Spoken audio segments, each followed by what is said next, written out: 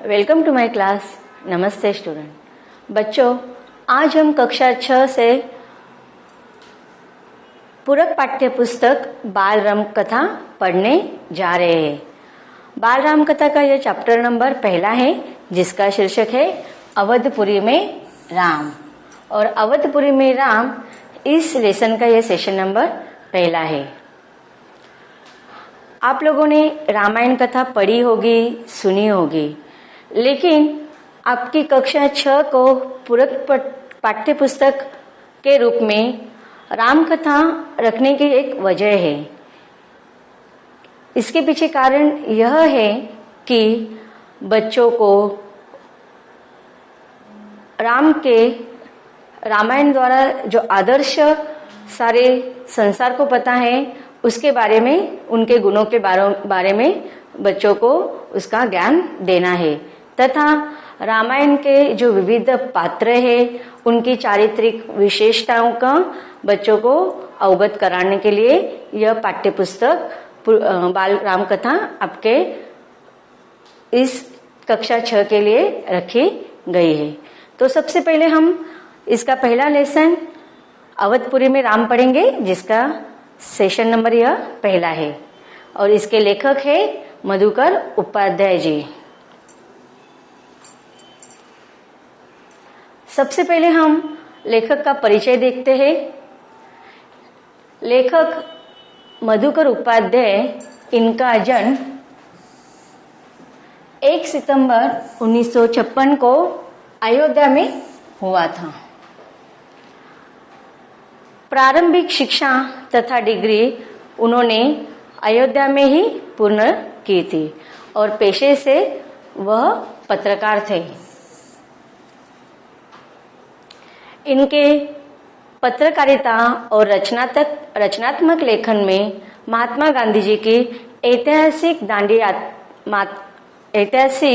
दांडी मार्च की पुनरावृत्ति की गई है, और इस विषय पर उन्होंने जो किताब लिखी है, उसका नाम है धुंधले पद चिन्ह।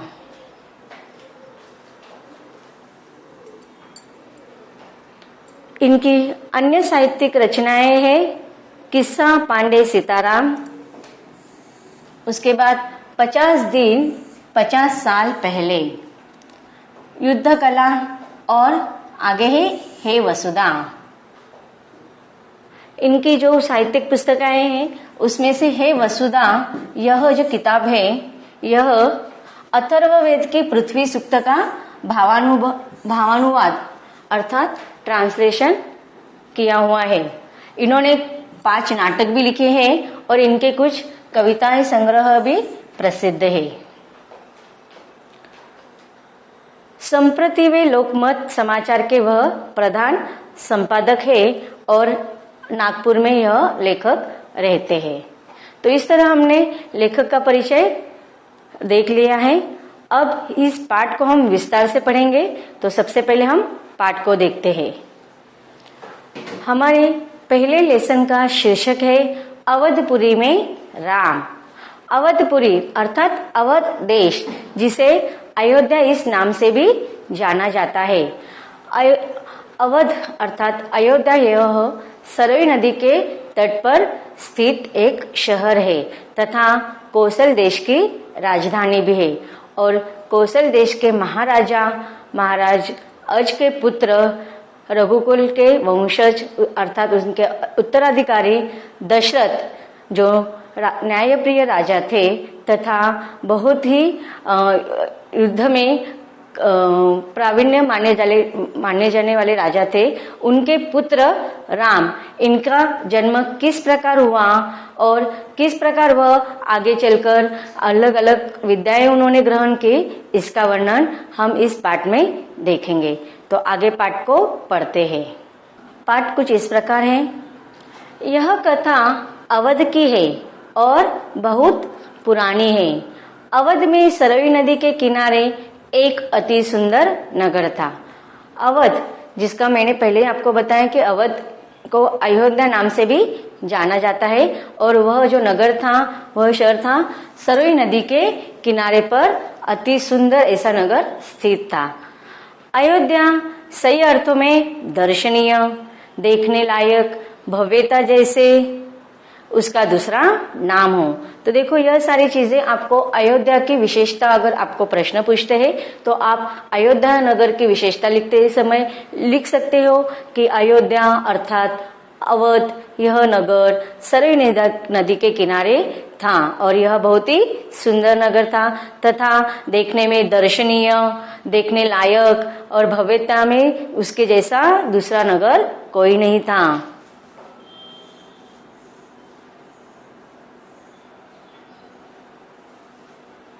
अयोध्या में केवल राजमहल भव्य नहीं था, उसकी एक एक इमारत आलीशान थी।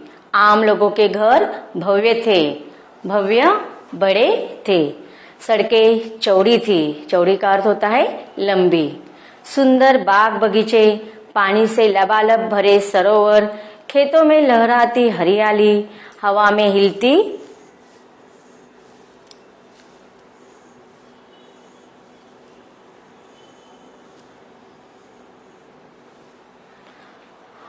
हिलती फसलें सरयू की लहरों के साथ खेलती थी।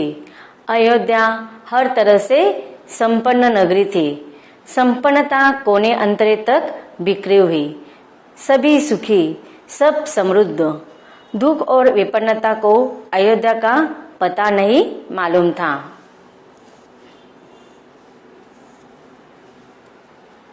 या उन्हें नगर की सीमा में प्रवेश की अनुमति नहीं थी। अनुमति, परवानगी। पूरा नगर विलक्षण था, अद्भुत और मनोरम। तो इस प्रकार इस पैराग्राफ में अर्थात इस परिच्छेद में लेखक ने अयोध्या नगर का वर्णन किया है कि किस प्रकार उस नगर में सिर्फ राजमहल ही नहीं बल्कि उस नगर के छोटे छोटे घर, अधिकतर ऐसा होता है कि जो राजा का राजमहल ही बड़ा होता है, लेकिन उस नगर की विशेषता यह थी कि राजमहल के साथ साथ सारे सर्वसामान्य जनता के लोग भी बहुत बड़े बड़े थे और सारी संपन्नता से भरे हुए थे। खेतों में हरियाली बिखरी हुई थी। तो इस प्रकार उस नगर में रहने वाले राजमहल के लोगों के साथ साथ उस शहर के जितनी भी जनता थी सब खुश थे, सब सुखी थे, आनंदित थे।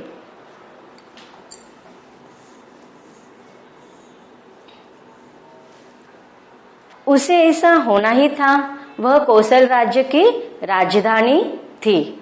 अब देखो आपको प्रश्न पूछा जा सकता है कि कौशल देश की राजधानी कौन सी थी या कौन सा नगर था, तो उसका आंसर क्या आएगा? अयोध्या या अवध। अवध या अयोध्या यह कौशल राज्य की राजधानी थी और राजा दशरथ वही रहते थे। उनके राज में दुख का भला क्या काम। राजा दशरथ कुशल योद्धा,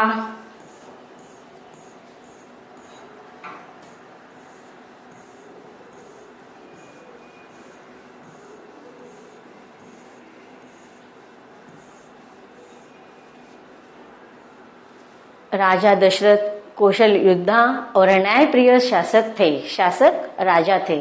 महाराज अज के पुत्र, महाराज रघु के वंशज, रघुकुल के उत्तराधिकारी। उत्तराधिकारी का अर्थ क्या होता है कि पूर्वजों से जो कोई भी धन संपत्ति हो या पूर्वजों के पास जो कुछ हो वह सारे उनके बेटे को मिलते हैं, तो उसे वो उत्तराधिकारी कहा जाता है। तो रघुकुल वंशज के अर्थात महाराज अज के पुत्र थे राजा दशरथ, तो वह उनके रघुकुल वंशज के उत्तराधिकारी थे।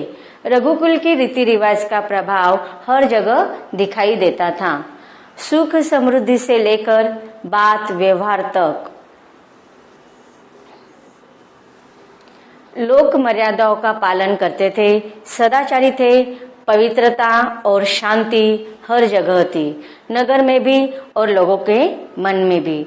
तो इन पैराग्राफ में अर्थात इन परिषदों में यही वर्णन किया गया है कि राजा, जैसे बोला जाता है ना कि जैसे राजा वैसे प्रजा, तो जिस देश का राजा का इस प्रकार का अगर व्यवहार होगा, व्यक्तिमत्व ऐसा होगा, तो वहाँ की प्रजा भी उसी प्रकार खुश, सुखी, समाधानी, आनंदित रहेगी। जिस प्रकार राजा एक कुशल प्रिय योद्धा था, न्याय प्रिय राजा था, तो उनके प्रजा भी उसी प्रकार थे।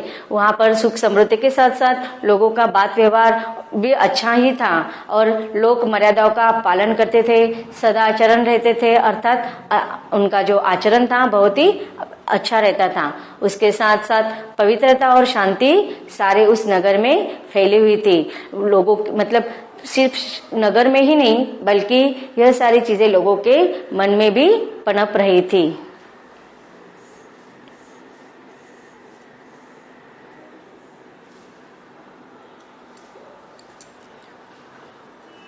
राजा दशरथ यशस्वी थे, उन्हें किसी चीज की कमी नहीं थी। राज सुख था, कमी होने का प्रश्न ही नहीं था। तो इस प्रकार राजा दशरथ बहुत सुखी समाधानी से अपना जीवन व्यतीत कर रहे थे। लेकिन अब देखो, लेकिन शब्द का प्रयोग किया है तो सचमुच कुछ ना कुछ तो समस्या थी। लेकिन उन्हें एक दुख था, छोटा सा दुख, मन के एक कोने में छिपा हुआ। वह रह रह कर उभर आता था, उन्हें सालता रहता था। तो इस प्रकार राजा इतने यशस्वी थे, न्यायप्रिय थे, कुशल योद्धा थे, सब जगह संपन्न थे उनके राज्य में। लेकिन एक ऐसी बात उनके मन को चुभ रही थी, सलती रहती थी, और वह बात थी कि वह निसंतान थे, उनको कोई संतान नहीं थी।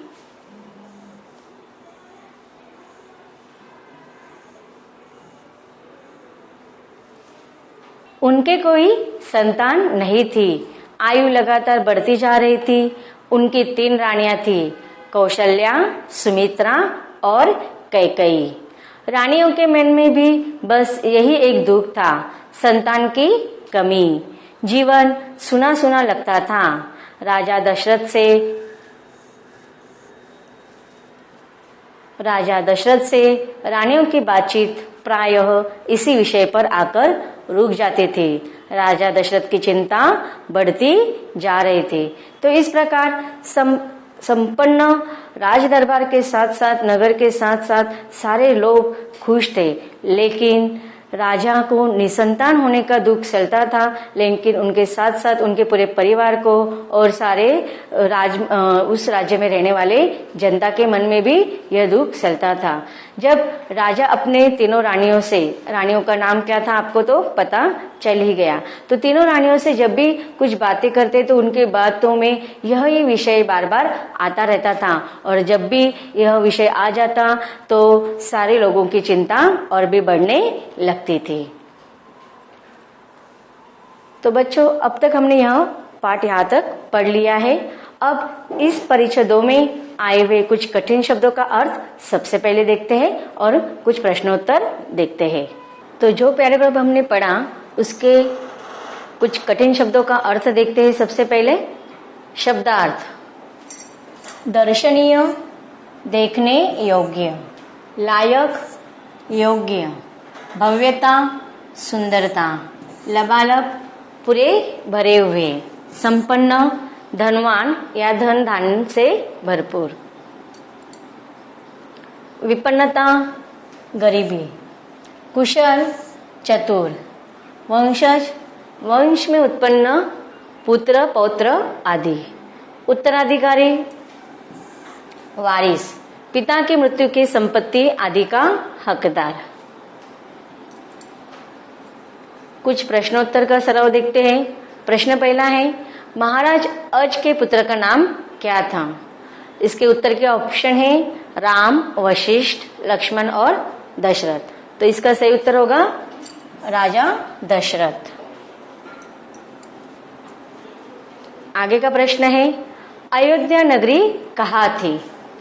इसके उत्तर के ऑप्शन है, एक यमुना नदी के तट पर, दूसरा कावेरी नदी के तट पर, या तीसरा सरयू नदी के तट पर। तो इसका सही उत्तर होगा 3, सरयू नदी के तट पर। आगे का प्रश्न है, अयोध्या की विशेषता क्या है? उत्तर है, सरयू नदी के किनारे पर स्थित अयोध्या कौशल राज्य की राजधानी थी। यह नगर अत्यंत सुंदर और दर्शनीय था। इसकी एक एक इमारत आलीशान थी, सड़कें चौड़ी थी, बाग बगीचे थे, चारों ओर खेतों में हरियाली थी। अयोध्या में कहीं पर भी गरीबी का कोई चिन्ह नजर नहीं आता था। सभी लोग संपन्नता का जीवन जीते थे। तो इस प्रकार इस पाठ में हमने अब तक देखा कि अयोध्या नगरी का वर्णन देखा, फिर महाराज राजा का और उसके प्रजा का हमने वर्णन देखा, फिर राजा के मन में कौन सा दुख था यह देखा। आगे राजा का दुख पूरा हुआ या नहीं यह देखते हैं इसके अगले भाग में। तो मिलेंगे इसके अगले भाग में।